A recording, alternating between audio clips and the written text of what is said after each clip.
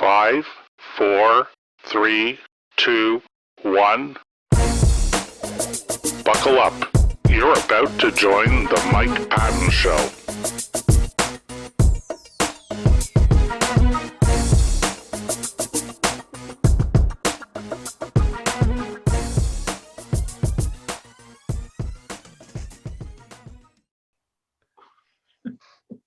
Well, welcome back. This is the Mike Patton Show. Thank you all for joining us today. Today, I am joined by my very good friend, Bruce Poulin. He's working on a book right now about the Knights of Columbus.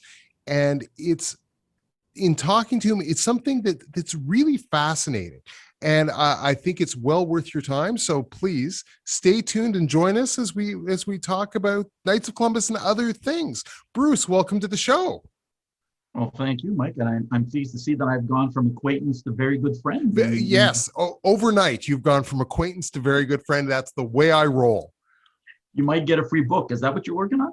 Listen, if that's what it takes, I accept free things like nobody's business. So that's really good. So I did, we were talking a little bit about the work you're doing with the Knights of Columbus and about your book. I wanted to talk about some of those things.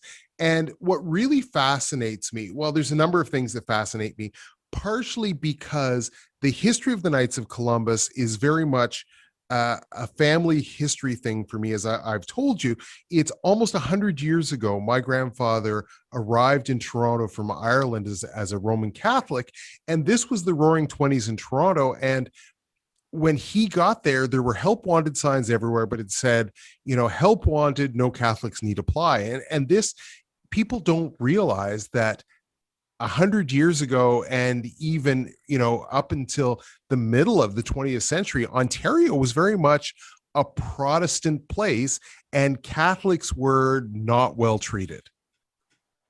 Well, it's funny because we are now fully immersed in identity politics and critical race, and people seem to forget the history. As you just pointed out, this was a Protestant province. We tend to always center everything on Toronto, and you alluded to it. So at the turn of the 19th century, so around 1901 to be a little more specific, we're talking about 80% of Torontonians that were identified as Protestant. Now, contrast that with Ottawa, where 63% of the population was Catholic. So you had a huge disparity in terms of religious affiliation. And as I point out in my book, that was one of the reasons why the Knights of Columbus actually was founded in Ottawa as opposed to Toronto, because Toronto, one would assume with the population and being a metropolis kind of city, that that's where everything originates. And yet here is a perfect example where Ottawa actually became the flagship for the Knights of Columbus presence in Ontario.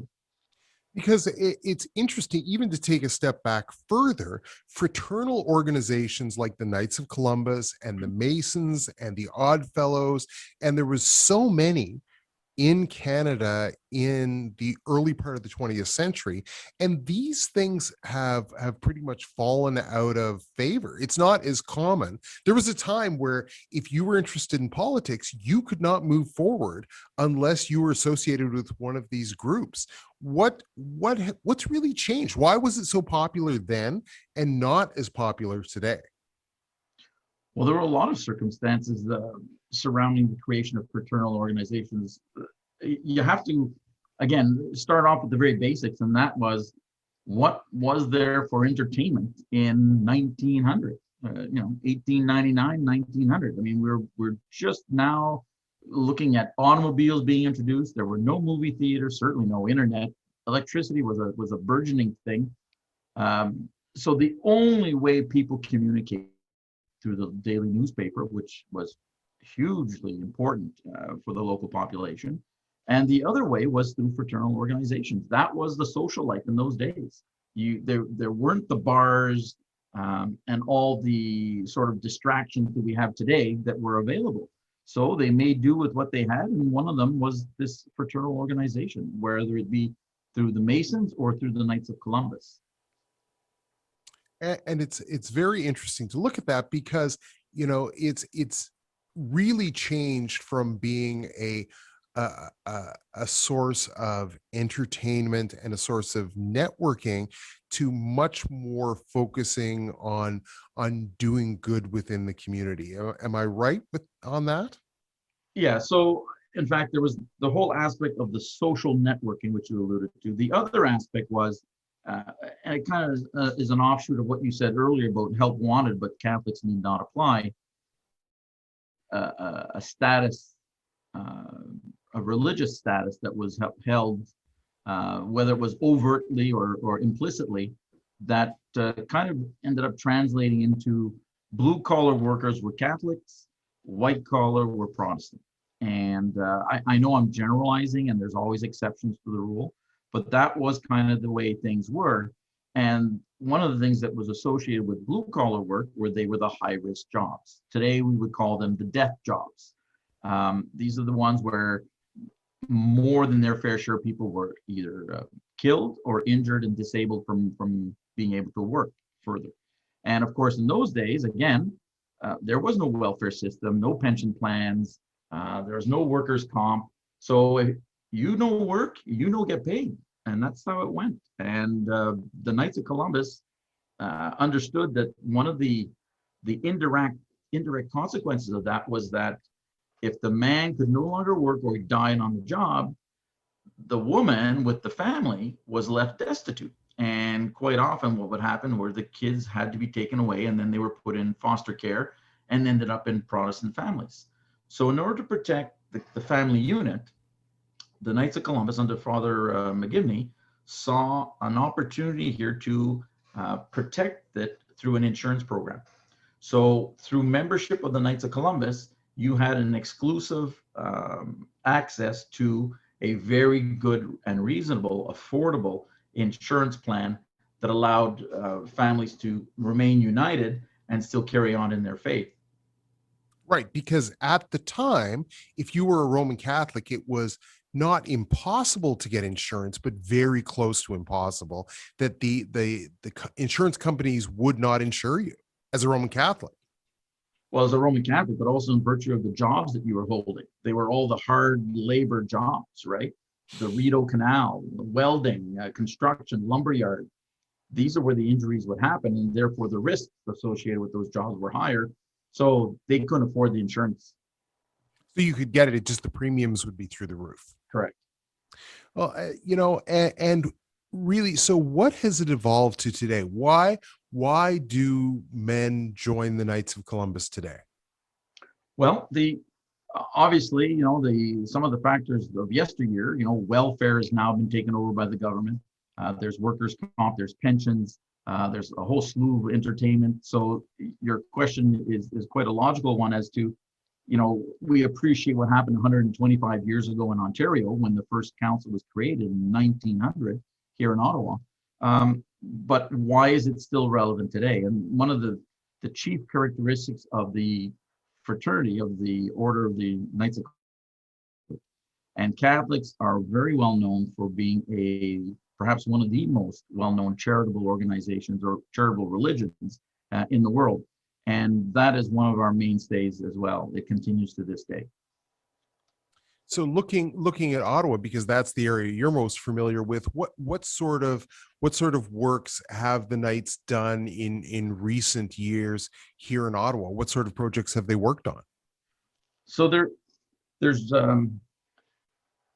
I don't even want to say there's a limit, because there really is no limit as to what we do. The question is more based on need. So for instance, when we had the tornado not too long ago, a couple of years ago, disaster relief, we provided gift coupons to some of those families that were hard up immediately.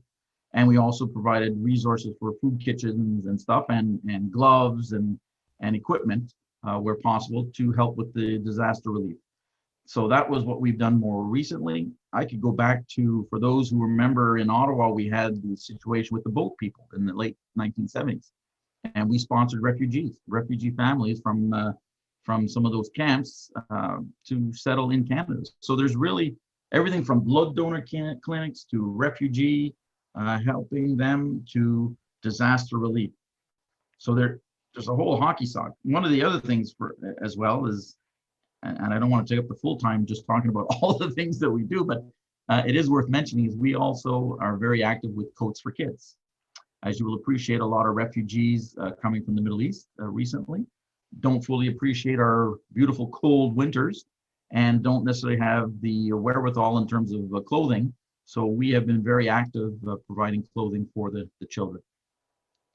Well, and it's interesting that you mentioned blood donor clinics as well, because this was, again, going back to my grandfather, I remember very clearly this was something that he was very adamant about was blood donations, because again, he came from a time where if you were in the hospital and you needed a transfusion, you had to pay for it unless you had family members or friends or people in your church who would be willing to donate blood on your behalf in your name, so that that's the only way you could get blood without having to pay for it.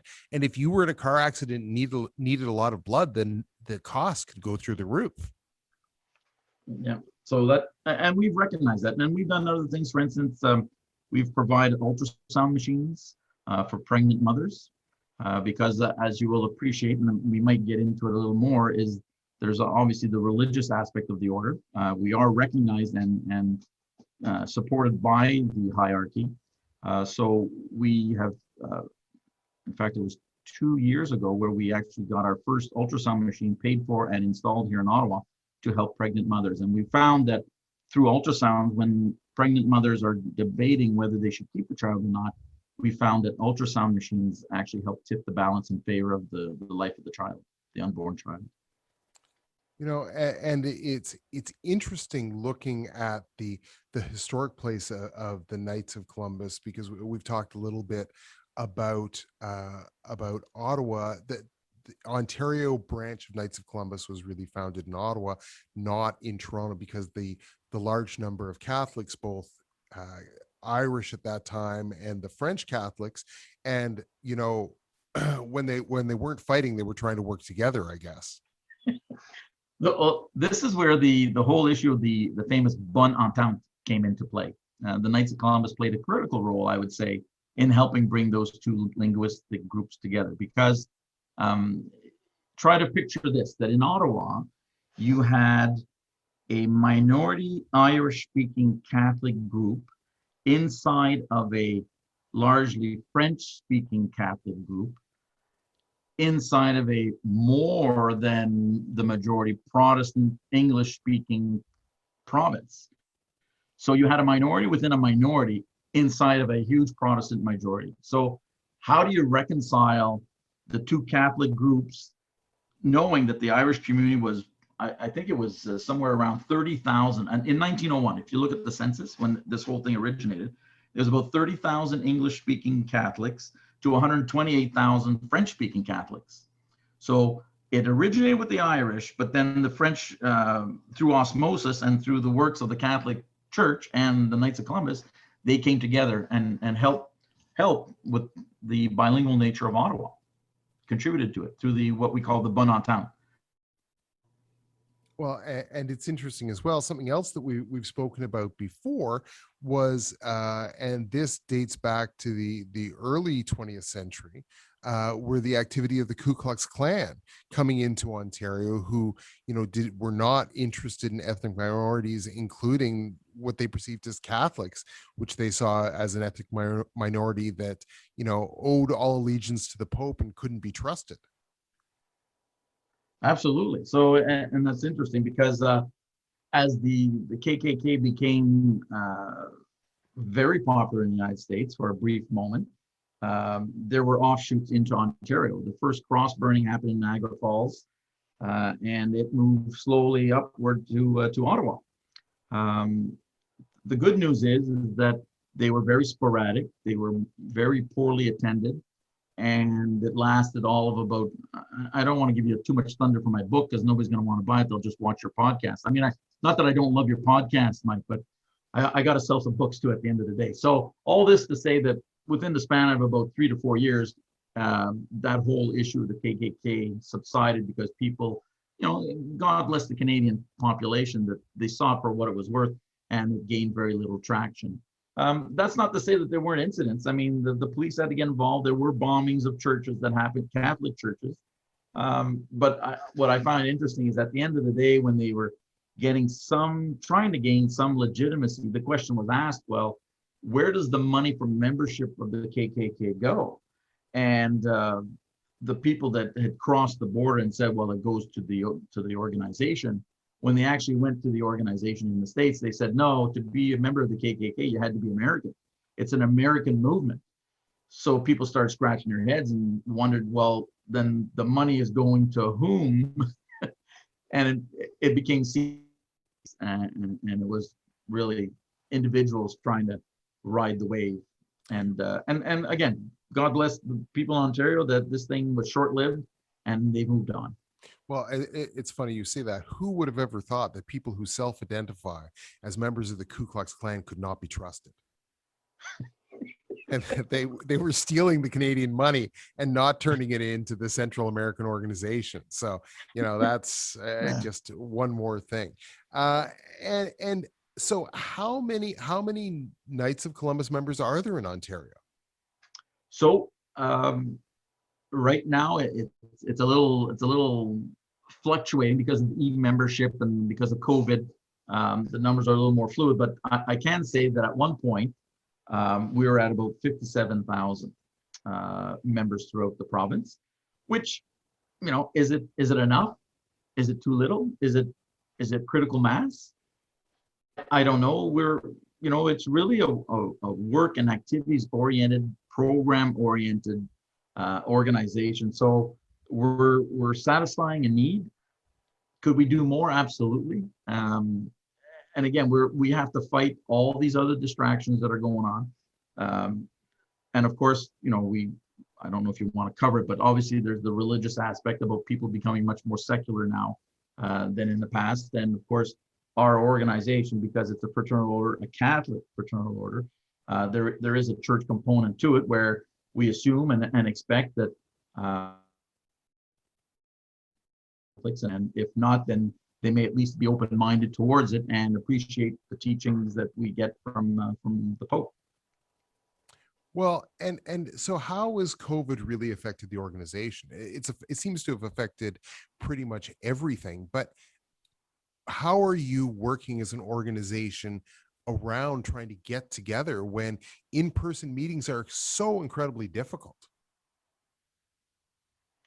Right. So we as you will appreciate, organizations such as ours, much like the Masons, are demographically becoming a little more aged.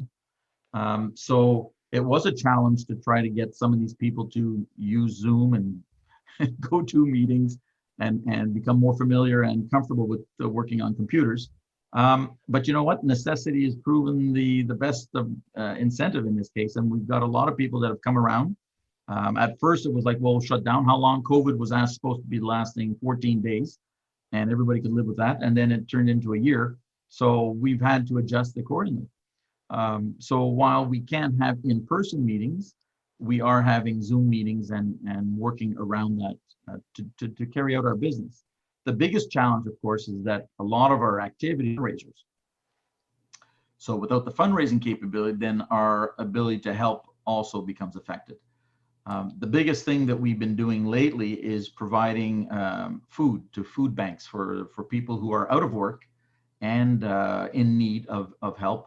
So we've been very active in the various food banks throughout the province. That's been sort of our calling for the last year. Well, and it must really wear on the ability, because so much of the attraction of a fraternal organization like the Knights of Columbus is the whole social aspect. And it must be hard not being able to get together in person and doing everything over the Zoom. That must be an absolute challenge for so many. But on the other hand, with an older membership, you have people who are probably finding it difficult to physically get out to meetings that are able to join in now at much easier through technology. Absolutely. In fact, a lot of the members are not necessarily co-located or adjacent to the council to which they belong. So this has actually made it easier for some of them. And it's taken away a lot of that travel time. And of course, when you're told to stay at home, it wears on you. And I think it's been very good that they've adapted and still being able to reach out to people, if not physically, at least through the internet. They're able to, exchange ideas and still renew acquaintances and maintain that bond and that fraternity to help with morale, for sure. Right. And it gives everybody a chance to check in on their friends and see how they're doing, because this has been a real challenge, especially for older people living by themselves. If you don't have family nearby, this has been a real challenge for you. Yeah, and we've made it clear that with all correspondence that's being done through the chain of command, that if there are any families in need that we know of, then we have people that are willing to drive and bring food and help with transportation where possible. Obviously, mindful of all the restrictions imposed through COVID, we fully appreciate and follow those rules. But we have made it clear to our membership and their families, and that if they know of someone in need, then we're once again more than willing to help out. So what does the future look like for the Knights of Columbus? Where do you see this organization going, in the next few years and in the longer term? So just to give you sort of again, to put it in the context. So it started off as an insurance fraternal, helping families remain in touch with each other for Catholic families in a time when there wasn't anything available. And it was also went into the gender issue here. Let's just open little parentheses, if you allow. Young men tend to be the least church going. So if you have a fraternity or a fraternal organization such as the Knights of Columbus, which encourage men, young men, to remain active within the Catholic community and perhaps keep their affiliation with the church, all the better. And that also plays a role. So one of the things we noticed was after we started, it tended to follow the railroads because people didn't have cars, right? 1900. So thanks to the railroad system that we had in place, that's where all the little councils sprouted. And then from there, we went and got sort of sideswiped by World War I. As you will appreciate, Canadians statistically are one of the greatest participants and supporters of the First World War in terms of men in uniform and in terms of monetary, where we were capable. Again, it's all relative to our size as a nation, not in absolute numbers, but in terms of our ratio. And we've developed the Catholic Army huts. So what happened where there were a lot of Catholics, joined the military, went overseas, and there was nothing for them. They had no place for confession, nowhere where they had access to Catholic Church, or to just sit down and talk amongst friends of the same faith. So the Knights of Columbus led the charge on that and actually created the Catholic Army huts, which was extremely popular. So then when the war ended, we had a huge increase in our membership. And then we had the Depression, which raised a whole series of issues that everyone fully appreciates, in terms of monetary income and disposable income. So we had that impact. And then World War II came along, and we ended up at that joining forces with the Legion, because the Legion didn't exist in World War I. We were actually the ones, the Knights of Columbus were the first out there for the Catholic community, helping out our veterans in the field and then taking care of them when they came home. In World War II, circumstances changed. There was a Legion. So we ended up working together, and then we created, instead of it being the Catholic Army huts, they were called the Canadian Army huts. So once again, we found ourselves with a huge increase in our membership after the Second World War. And now we find ourselves in a situation where challenges are arising again. And although it's not as blatant as a war, the question, as you rightly pose, is where do we go from here in terms of the political system that seems to be a little less homogeneous. There seems to be more social unrest. There are more questions of social justice that are now being brought to the table. And where does that put us?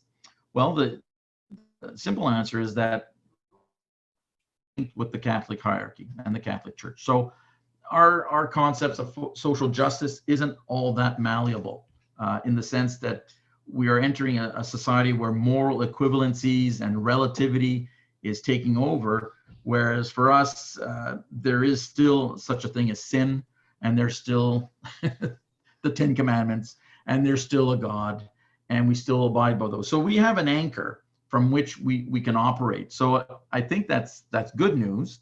The challenge, of course, is that's not doesn't seem to be the trend in our current society, where it's going. So I guess we're going to be like salmon running upstream for a little while, but at the end of the day, faith in our religion and faith in our teachings, I think, will help us maintain an interest within our community, our Catholic community, and then we will prosper from there. But right now, I guess it's a question of holding the line. Particularly with COVID, it's difficult to talk about increasing and expanding and doing marketing programs. But in a post-COVID-19 world, I think there's going to be some pent-up ambition and interest in getting back into the field and renewing old acquaintances and making new ones.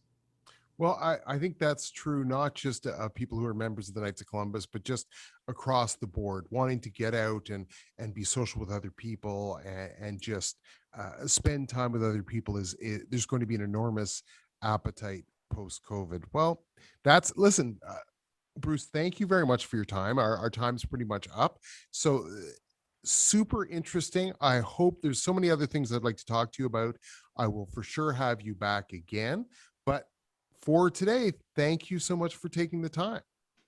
Well, thank you for your interest. And again, if people are interested, Ontario Knights of Columbus, then you can get more info through the internet. That's right. Everything is online. Yes, sir. Thanks again. Thank you. Thanks so much to Bruce Poulin. It's very interesting. And even if Knights of Columbus is certainly not your thing, the history is the history of Ontario. And it's interesting to see how fraternal religious organizations, how they look at the world and how they're operating here in the 21st century. I thought that was really fascinating. Join us again soon for another episode of The Mike Patton Show.